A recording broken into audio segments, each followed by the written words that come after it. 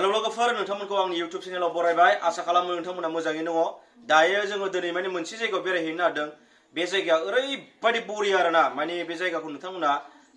नुयोबा ओरैबायदि गोजोन मोनगोन माने भुटान आरो जोंनि बड'लेण्डनि सिमनायाव मोनसे ओरैबायदि मोजां जायगा दङ आरो बियो दै स्राय स्राय बोहैनाय फुरा बर्डारावनो गोदान पिकनिक स्पट बानायदों आरो बेवहाय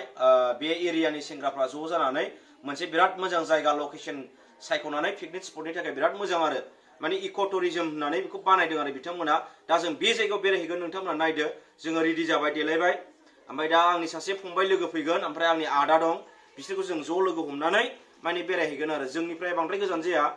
बिदिनो 20 किल'मिटारसो जागोन टटेल ओमफ्राय जों दा गानखांबाय जों थांसिगोन आरो दायो ओमफ्राय नै फंबायाबो देलायबाय नायदो केमेरा रेडि जाबाय जों नै ओंखारजोब्बाय माने मोनाबिलि पिकनिक स्पटआव थांगोन जोङो आदा दङ ओमफ्राय ओइ गोसोखां दं ओमफ्राय लोगोफोर दं नै फंबायखौ लोगो मोनदों फंबायनाबो दा गोदान चेनेल खुलिदों फंबायनाबो आङो डिसक्रिपसनाव होना होगोन बिनि लिंकखौबो ओमफ्राय आदानाबो चेनेल दंखायो दा जों थांसै आरोना मोनसे जायगायाव ज'नो बेरायहैनो बे लकेशना जाबाय दागगारि आं दायो खोन्थागोन मा जायगा दायो खोन्थाजोबगोन दा खोन्थाथ'ला नोंसोर नायलांबाय थाबानो जाबाय है लोगोफोर जोङो थांगासिनो दङलाय नै माबा जोङो मा जायगा मोनलाय मोनाबिलि पिकनिक स्पट नोंथांमोना नायलांबाय थाबानो जाबाय जों जा जायगायाव थांनो नागिरदों बे जायगानि नामा जाहैबाय बे पिकनिक स्पटनि नामानो जाहैबाय मोनाबिलि पिकनिक स्पट बेयो बे जायगायाव जों थांगासिनो दं दायो नायलांदो लामाफ्रा माबायदि बे जों गामिनिफ्राय ओंखारजेनबाय लामा जों गामिनि लामानिफ्राय ओंखारनानै दायो बेयो इन्टारनेशनेल हाइवे मोनबाय आरोना बेजों डाइरेक्ट भुटान गेलेम्फु थांगोन आरो दायो जोङो इन्टारनेशनेल हाइवेआव सिदा दावखोसिगोन साहा ओमफ्राय बे गामिया नर्थ टाइका दैसानिफ्राय ओंखारनाय आरोना दायो जोङो बरदांनि ओरै सान्तिपुर दागगारि फारसे दावखोगासिनो दङ फैयै फैयै जोङो सान्तिपुर मोनबाय दायो नै मोनथारनोसै सान्तिपुरखौ जोङो गामिनिफ्राय ओंखारबोबाय माने सान्तिपुरा बांद्राय गोजान जाखाया 3-4 किल'मिटारल' जायो आरो जोंनिफ्राय ओमफ्राय जोङो दा सान्तिपुर बाजार मोनबाय जोङो जाहैबाय आं खोन्थाखादों दहायनो अबे जायगायाव थांनो हादों थांगासिनो दङ जोङो ओमफ्राय दायो नै सान्तिपुर मोनबाय ओरैबायदि बरिया आरोना सान्तिपुरा नोंसोर नायलांबाय था माने जोंना फुरा इन्टारेस्टिं बेरायनो सा ओनसोलाव भुटान खाथिबो गंगारफोरबो नुयो गंगार सिख्लाफोरबो नुयो आरोना ओमफ्राय बिराद मोजां बाजारफ्राबो मा नांगौ बेखौनो मोनजोबो फ्रेस मैगं थाइगं मोनजायो नायलांनो नै सान्तिपुर बाजार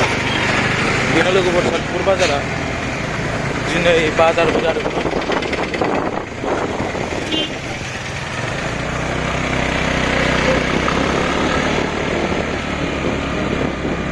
बाजारानो दाबो बायजोबाखै आरोना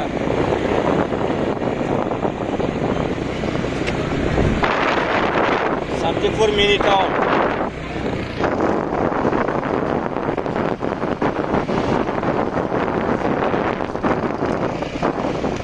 लोगोफोर माने सानसे जोंनि समा ओरैबायदि फेमास जागोन ना आरो बिटिआरआ इमप्लिमेन्ट जाखांजोबनायनि उनाव नायबानो जाबाय आरो बे जायगाफोरखौ फुरा ओरै क'क्राझार एरिया होन गोजान गोजान टाउन एरियानि मानसिफ्रा जोंनि जायगायाव इनभाइरनमेन्ट जानो थाखाय आबहावा जानो थाखाय माने बेवहाय गिदिंफैनांगोन आरो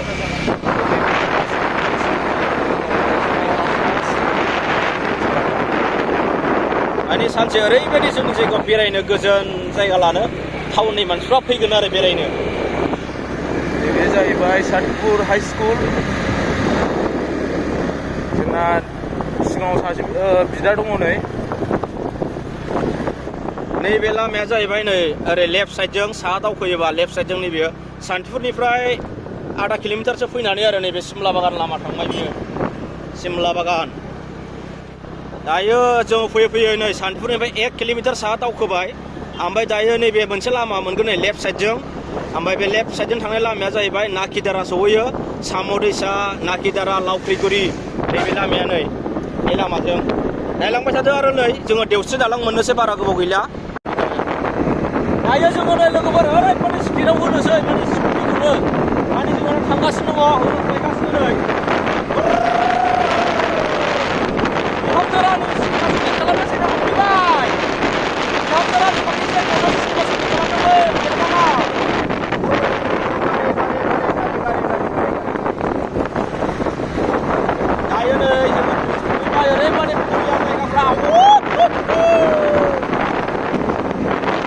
लोगोफोर जोङो दायो देवस्रि दालां मोननोसै दावस्रि हाब्रा नोंथांमोना मिथिखाबाय जानांगौ दावस्रि हाब्रा माबायदि दावस्रि हाब्रा होनना बुङोब्ला गोदो सिमला जोहोलावनि बिमाया बाहायनो जोनोम जादोंमोन होननानै बुङो माने बेनिखायनो सिमला जोहोलावनि नामा दावस्रि हाब्रा नालाय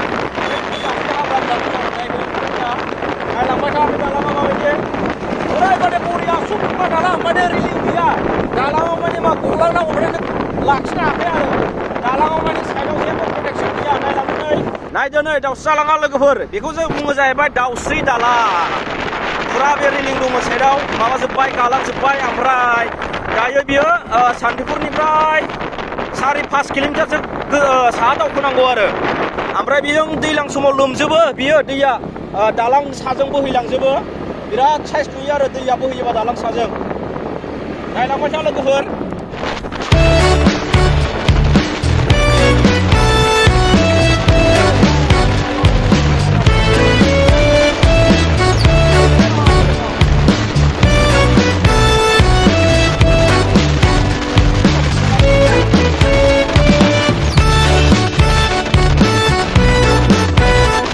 नैबे जाहैबाय कालि मन्दिर नोंथांमोना बेखौ नुयोबानो सिनायखागोन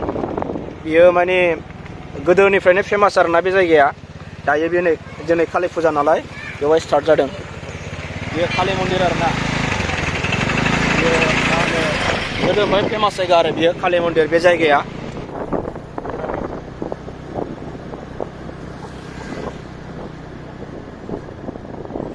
जोङो दायो फैयै फैयै नैबे मा होनो देबादाङि होनो बेखौ बे देबादाङिनि राइट साइडजों हाबनांगौ जोङो बेनिफ्राय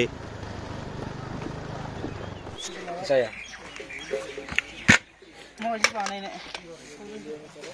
सावनाय माबा बानायदो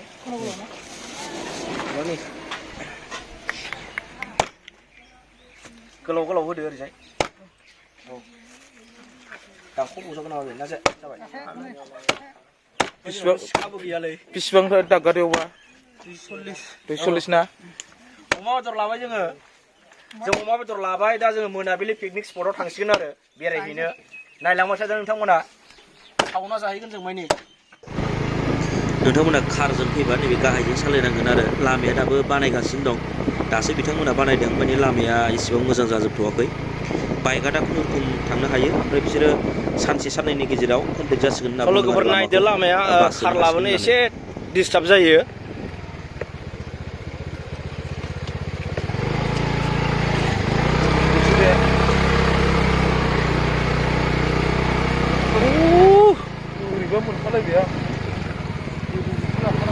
माने कार फैनो बहुत दिगदारलै लोगोफोर नै लामाया लामा दङ ओमफ्राय बेखौ बोरै बारगोन जाव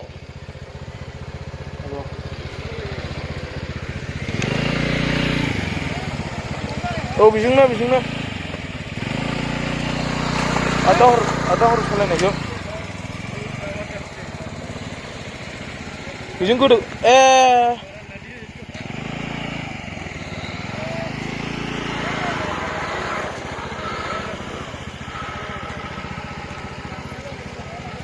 ओमफ्राय बेजों थांजायो नोंसिना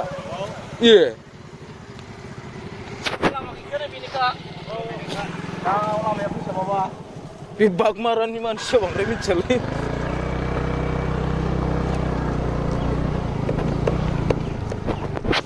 मोनाबिलि पिकनिक स्पटनि लामाखौ नायदो लोगोफोर माबायदि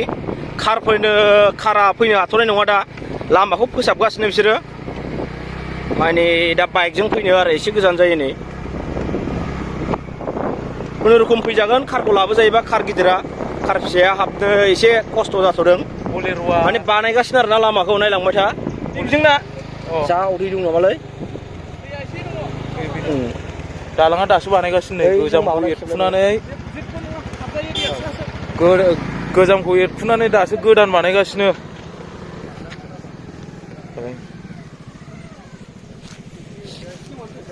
बासजोंनो खायदा लादोलै बास गिदिर ना औ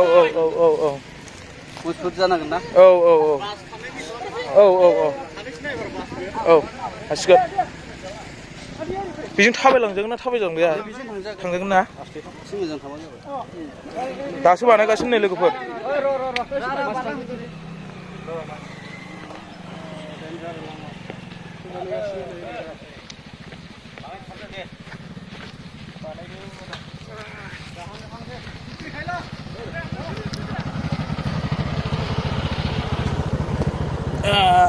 भिडिअ बास सोनायनिनो लामाया बास सोनायनि बानायगोननो जानो दायो जोङो सफैथारसै नै मोनफैथारसै मा होनोमोनलाय मोनाबिलि पिकनिक स्पटखौ मानि लामाखौ दासो बिथांमोना बानायगासिनो दं आरो जोङो फार्स्ट टाइमावनो खोनानानै फैदों माने बावहाय माने बेबायदि खालामगोन होननानै खोनानायखाय जों फैदों आरो ओमफ्राय दा रायजोफ्रा खामानिखौ मावगासिनो दं लामाखौ मावगासिनो दंखायो आरो ओमफ्राय बावहाय बास सोनो हानाय कार सोनो हानाय ओरैबायदि मोजां लामा बानायना होगोन जाहैदों नोंथांमोना माने निउ इयारनि सिगां बे डिसेम्बरनि 15सोआव कमप्लिट जागोन होनना बुंदों बिथांमोना बे 15नि सिगां कमप्लिट जायोबा नोंथांमोना बे जायगायाव ओरैबायदि फैनो हागोन आरो मोजां खुनु न'फोरबो गैया नै लामाया ओरैबायदि मोजां आरोना बिराद साफानो जायगाया एकदम हाग्रा बारिखाय मोजां नुदों ओमफ्राय लामाया दासो बानायगासिनो दं आरो बिथांमोना बांद्राय गोलाव नङा ओरैनो 1 किल'मिटारल'थ' थाब हागोन आरो मावनो ओमफ्राय बिथांमोना साजायगासिनो रायजोफोर लानानै माने खामला होदों ना मा होदों होनो बिदिखौ माने हाजिरा होदों आरो मावगासिनो नै दंफांफोरखौ दानफायदों खाथिनिखौ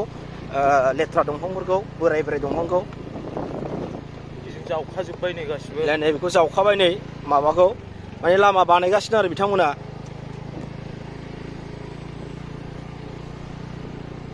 खैरोबारि लोगो मोनफैबाय नै मोनबायानो खोमा नै बेनो बेसरबारि लोगोफोर पिकनिक स्पटआ बेनिफ्राय स्टार्ट जाबाय नोंथांमोना नायना लादो बियो मोनाबिलि पिकनिक स्पटआ बेनिफ्राय हाबजेनबाय वाव स्टार्ट जाजोब्बाय नै लोगोफोर जोङो मोनफैजेनबाय आरो ना ओइलाय फिरफिला गायनाय नुहुरजेनबाय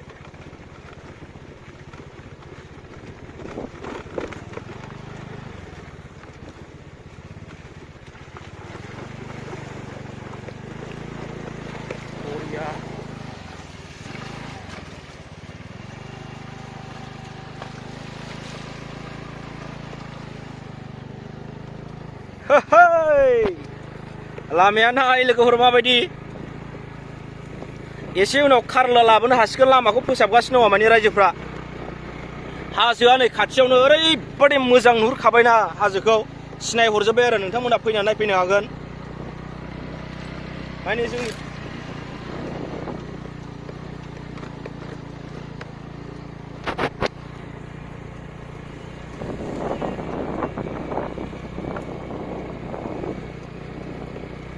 वाव पिकनिक स्पट ओरै खोलाहरनि बरिया रोमै नुहुरनाय बै दैलाम सेराव पिकनिक स्पट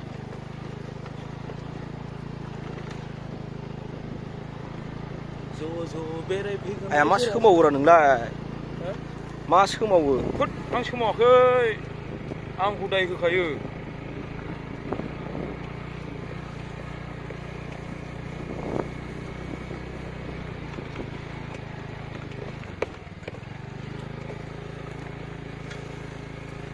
बुस्थुआ बिराद माबायो बालाया गोजोआखै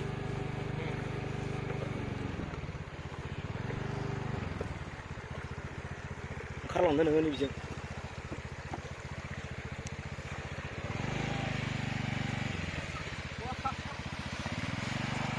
होदोंलै या हो ट्रेन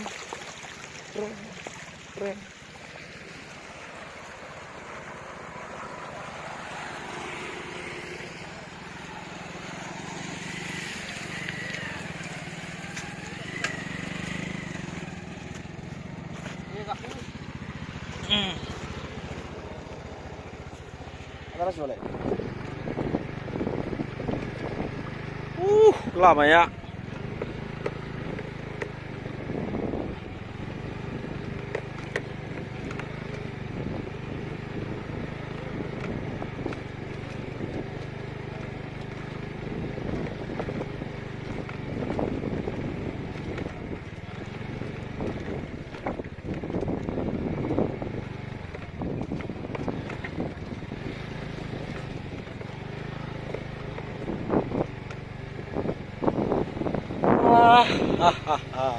हनै मालाय दुगैजेनबाय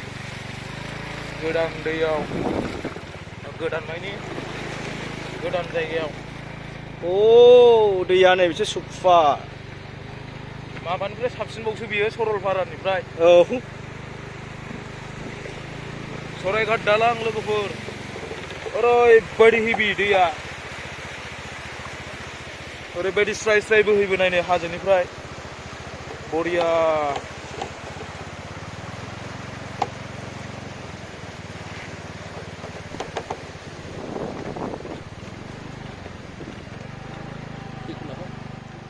बे दैया आइ दै होनो बिमा दैनि खर' आरो बियो भुटान बर्डार मोनफैबाय ससे दावखोबानो मोनसिगोन बेखौ आइ दै होनना बुङो आरो बिमा दै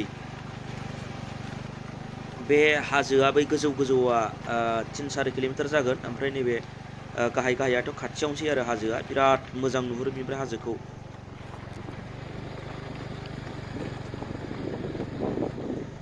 माने बे हाजोआ हिमालय हाजो होनना बुङो हिमालय हाजोनि दालायफोर आरो बिसोरो नोंथांमोना मालाबा फैनानै बेरायफैदो जायगाया बिराद मोजां बे पिकनिक स्पटनि मुङानो जाहैबाय मोनाबिलि पिकनिक स्पट दासो बानायहांदों आरो ओमफ्राय दा रेडियानो जाबाय नोंथांमोना नायफैखाबानो मोजां आरो ना मालाबा बेरायफै चिरां डिस्ट्रिक्टनि दागगारि होननाय जायगायाव आरो बियो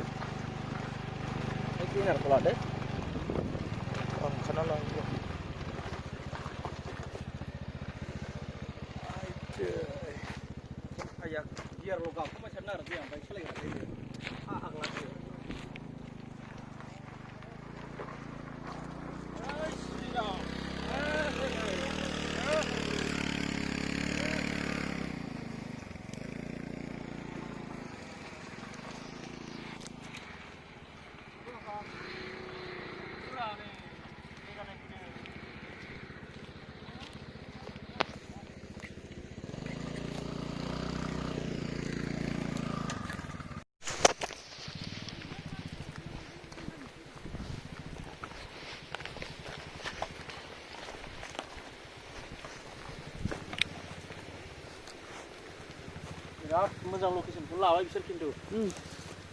माने इफाल इउ आहिब माने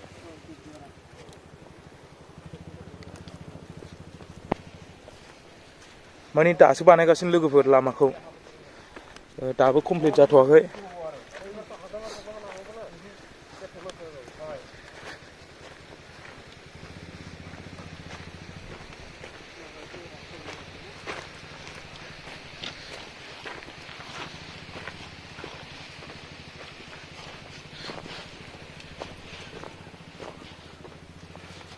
बिसोरो फुरा माबाजों मा होनो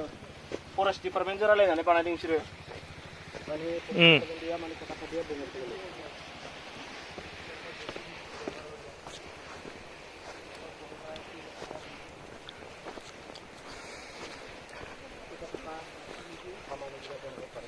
बिराद मोजांलै जायगाया थान्दानो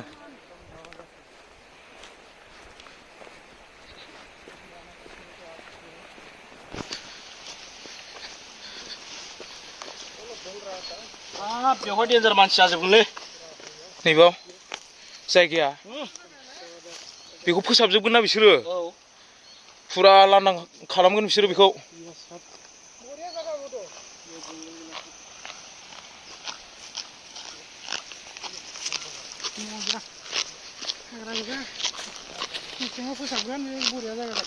माने सरलपारानिफ्राय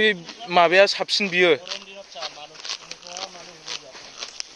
थाग्राया साबसिन गरम दिनाव माने पार्कखौ बनहरिब ना गरम दिनाव एक्सट्रा आरो ঠান্ডা দিনত एक्सट्रा হ'ব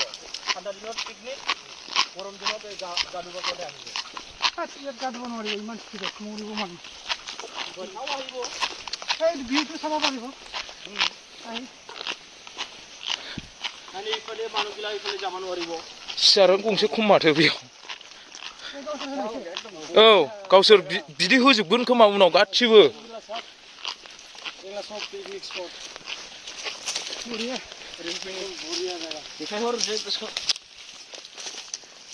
बिराद मोजां नै हाग्रा सिङाव बरियानो माने बिसोर बिदि बहायनानै दोनजोबगोन आरोना जेरावबो बरिया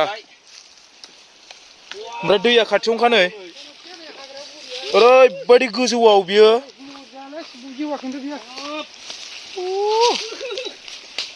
नजारा देखो भाई काला काला खामा हासिन बरिया गोजौ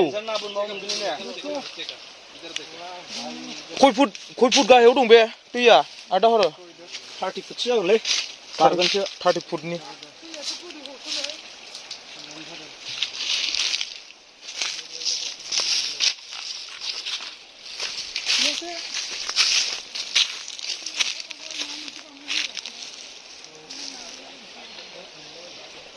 बेयाव बेरा होजोबनांगोनसो बिसोरो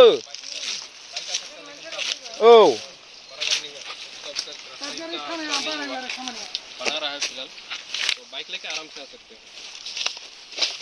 गंब्रैल' माथो सियारा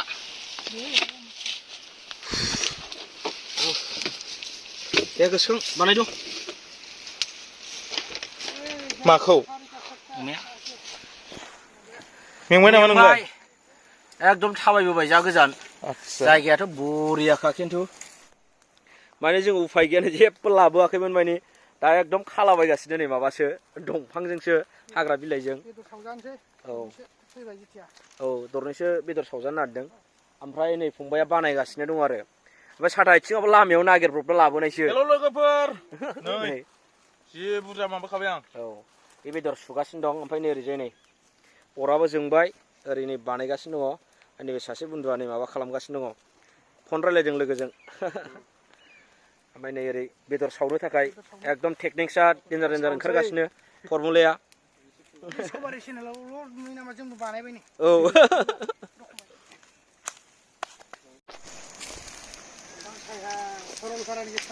रेडि जाबाय नै माने बेखौ आहा बोथ्रोदना होनांगौ अरा बांद्राय गोमगोमबा बै गोजौनि दंफाङा खामगोन नालाय बेखायनो आरोना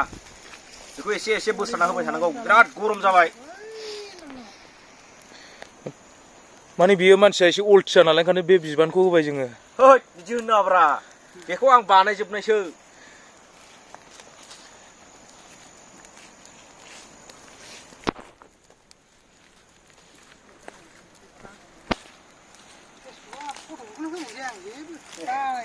आंहाबो बिदिनो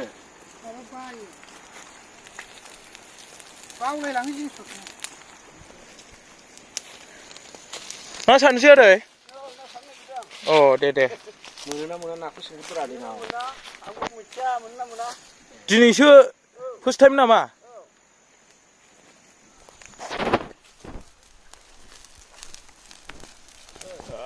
बेलहायनांसिगौ अरा बारा जाबाय ए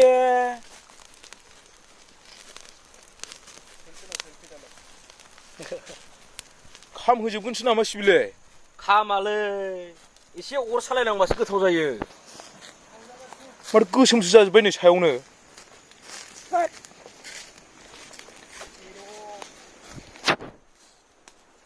खाफाला खामजोब्बाय नानेखा जायोरा बिदियावनो मोखाङाव नंगौ मावजोब्बाय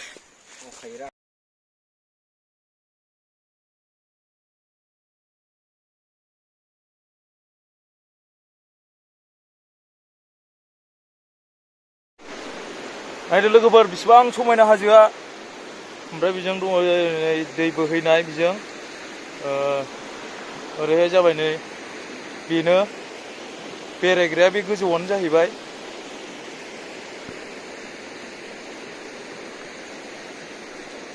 बिराद समायना आरोना लोगोफोर जायगाया हाजोआबोथ' बारा गोजान जाखाला नै ओरै खाथि जाखाबाय नै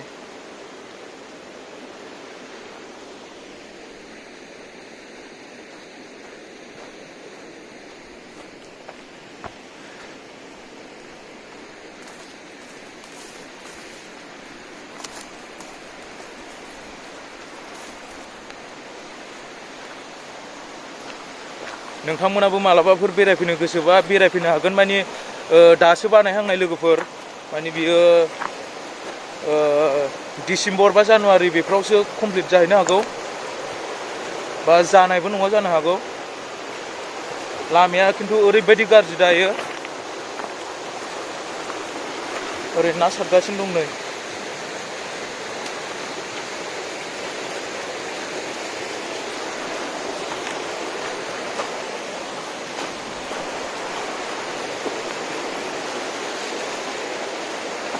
दुगैनो बिराद मोजां ना लोगोफोर दैया ओरैबायदि गुसु बियो माने हाजोनि दै नालाय ओरैबायदि गुसु आरोना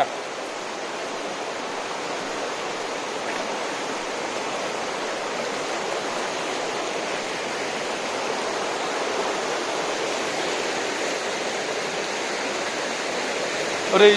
थांजोबजायो ओरै गासिबो